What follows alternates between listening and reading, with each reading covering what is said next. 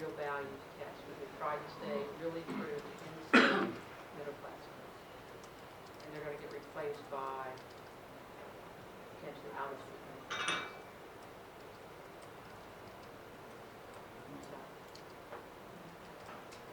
I also want to thank you for being with us, not only today, but at all of our meetings. A lot of us represent alumni around the country, outside of the state of Michigan, as well as internationally as well. If there was one message that you wanted us to take back to our individual clubs about Michigan State, or anything else for that matter, what would that be?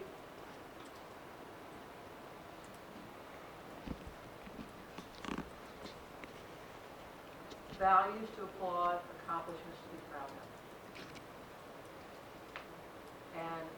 And that we need everyone in the team to assure that for the future. That word values has come up a lot in the last couple of days. Should. So, but that's really, again, not perfection, but that tenacity and effort to try to be better tomorrow than we are today. And again, the Rose Bowl piece is another way of framing this, and what people do with the Rose Bowl moments, no matter where they are.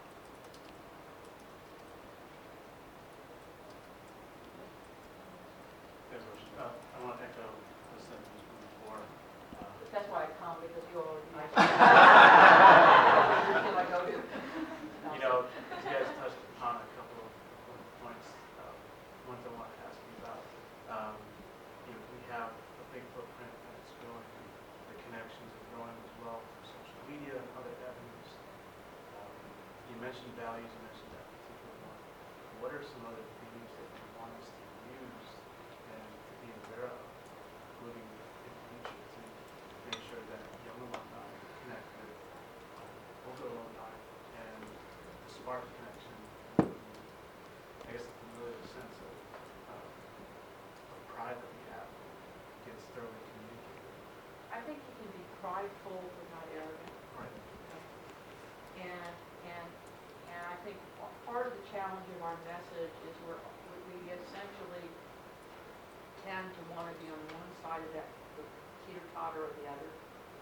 And the enormous strength of this place that it is that can be extraordinary and humble at the same time.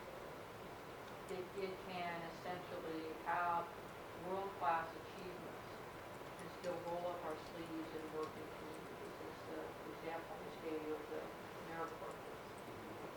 Those are Spartans. And these are kids from middle-class backgrounds who have any choices. They want to make it.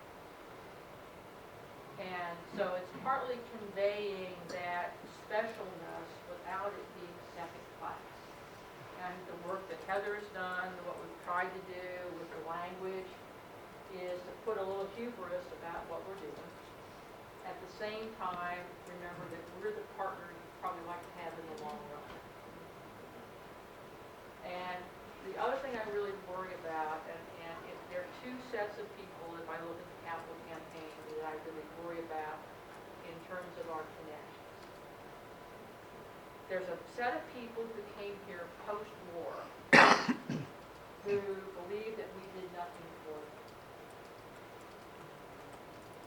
as an institution. They came out of the war, they were accomplished, they got through here as rapidly as possible, they were part of that huge bulge.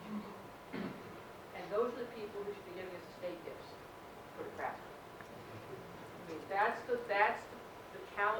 level of people who have estate gifts to give us. And the second part of that are those people who came in the 60s and 70s in the rebellion, and who also should be our major contributors, particularly as we look at estate gifts. And the pathetic attendance at the 50th anniversary celebrations for these groups scares me to death. Scares me. So part of the reason for doing the videos we've done, the Spartan 360 and then the student videos, is to try to find a vehicle that those folks can see themselves in this generation and help connect. And part of trying to leverage the Rose Bowl is to leverage some of that 1960s view with we had great football teams. we need your help in doing that. And we need young alums and people who are connected to help us recapture the hearts of those people. Because they believe they were just a number. They were just a number. And when you're just a number, or gee whiz, the state did everything, and Michigan State didn't do much for me, I had all that war experience. And all I needed was a bit, and they were an impediment to it. That's the group we got to capture. In addition, we're working, I think, and gradually making progress with younger alums who see themselves having some responsibility for that. We need more of that through social media connections, and you all will know how to do that better than I ever will. But we got to think about making sure that we stay current with all the gadgets of that social connection. And that's why we need young people in this group to help us push the message. But that's, for me, the worst target group. So as I look at us as a capital campaign, and I look at the